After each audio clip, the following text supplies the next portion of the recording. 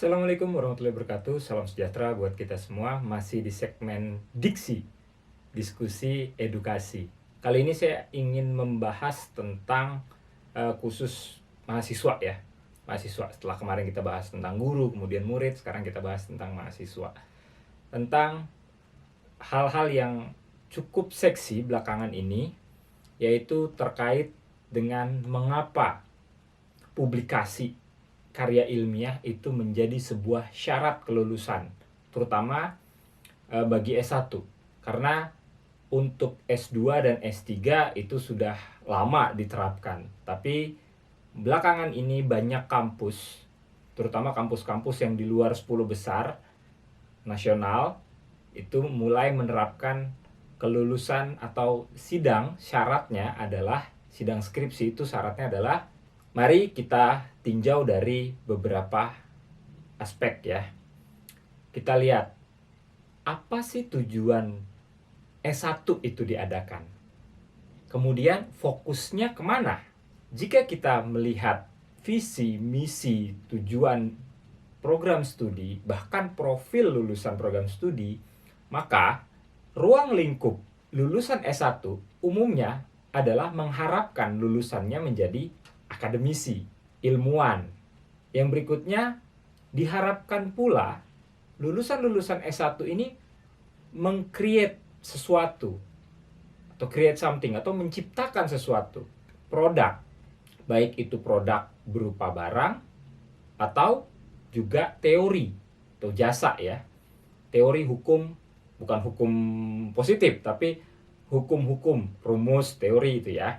Nah, tapi dalam skala yang skup kecil, bukan skala ilmuwan besar. Untuk mengkreasikan ini butuh ilmu yang cukup, butuh pemikiran, daya kritis, kognitif yang baik. Maka memang tidak jarang umumnya S1 itu tekanannya pada kognitif tingkat tinggi, atau biasa kita sebut HOTS, High Order Thinking Skill.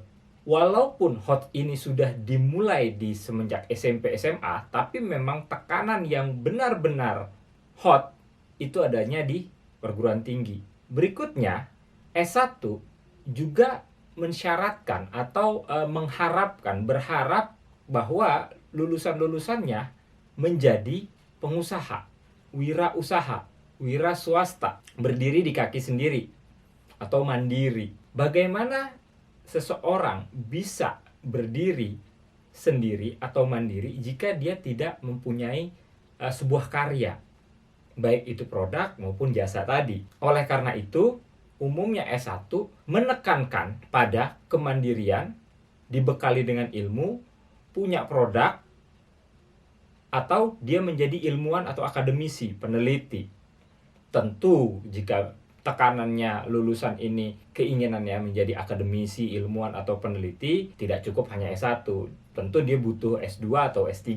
Tapi paling tidak untuk selesai di S1 dia sudah mempunyai bekal yang cukup. Sehingga kita bisa simpulkan bahwa yang namanya S1 umumnya atau kuliah ya, kuliah baik S1 D4 fokusnya pada pengembangan filosofis keilmuan, atau kalau di vokasi di D4 misalnya filosofis terapan dari ilmu dasar. Kalau S1 ilmunya ilmu dasar. Maka stigma, kalau saya boleh sebutkan itu stigma, karena ini melenceng jauh, istilah-istilah ini melenceng jauh dari yang sesungguhnya. Stigma ilmu murni dan bukan murni itu sebenarnya sebuah kesalahan yang sangat fatal. Kenapa saya bilang fatal? Karena nggak ada ilmu murni dan nggak murni, itu nggak ada. Kalau memang ilmu murni yang disebutkan adalah kemurnian ilmu, ya hanya ada di dua tempat. Ilmu bahasa dan ilmu matematika, ilmu simbol. Nah, kalau memang murni, berarti semuanya nggak ada yang murni kecuali dua ini. Lalu kerangka acuannya atau standarisasinya dari S1 itu apa? Kalau kita mengacu kepada Standar Nasional Indonesia yang termaktub di dalam SN Dikti, Standar Nasional Pendidikan Tinggi, atau KKNI, Kerangka Kualifikasi Nasional Indonesia, maka hampir semuanya itu merujuk pada tiga hal tadi.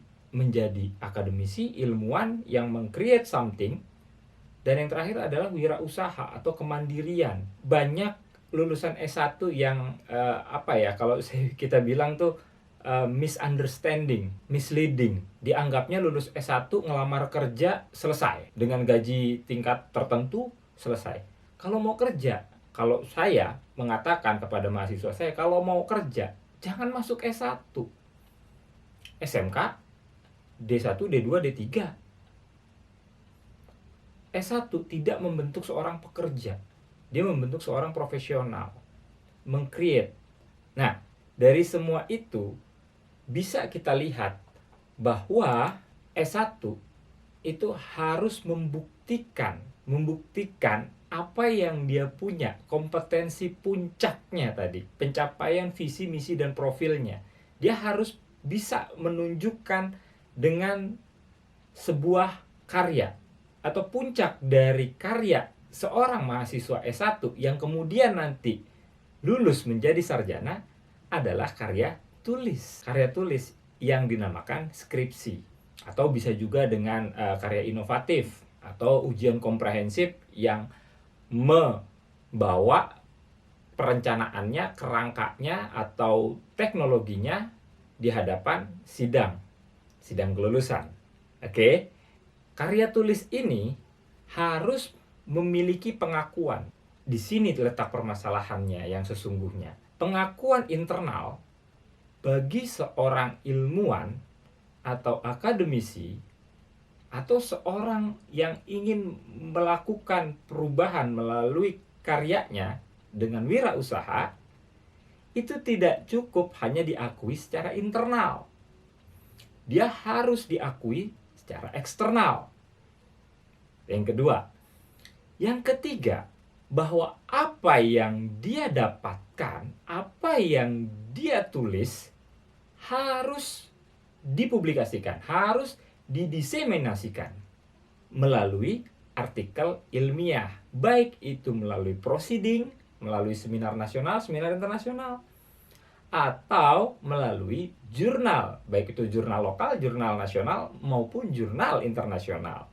Nah, untuk S1 cukup sampai pada jurnal lokal atau nasional. Non-akreditasi itu nggak ada masalah. Namun demikian, saya memprediksi bahwa ke depan, lulusan S1 kemungkinan akan didorong publikasi di jurnal nasional akreditasi Sinta 5 atau 6. Ini prediksi saya. Kenapa? Karena jika lulusan S1 di sana, Sinta 5, Sinta 6, ini akan mengisi celah kekosongan dari yang sudah existing hari ini.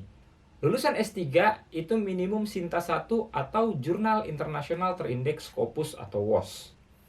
Ya. S2 lulusan Magister itu minimum di Jurnal Sinta 2 dan Sinta 3. Sedangkan akreditasi jurnal Sinta kita sampai 6. Artinya, bukan tidak mungkin jurnal Sinta 5 dan 6 itu akan diisi oleh mahasiswa-mahasiswa yang ingin lulus dari strata 1 dan harus mempublikasikannya di Sinta 5, Sinta 6.